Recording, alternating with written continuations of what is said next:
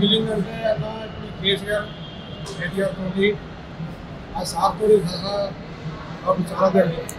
చెప్పాలంటే ఒక్క రోజున చెప్పేది కాదు, ఒక గంటలో చెప్పేది కాదు. నేను చెప్పడానికి చాలా టైం పడుతుంది.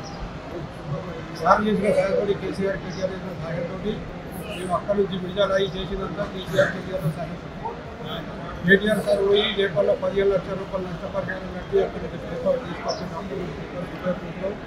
యార్లు పెట్టి సబ్మిట్ చేసి అక్కడి నుంచి ఒక శిక్ష తగ్గించాలి. 2014లో కేజీ వియోగం చేసినా తగ్గించాలి.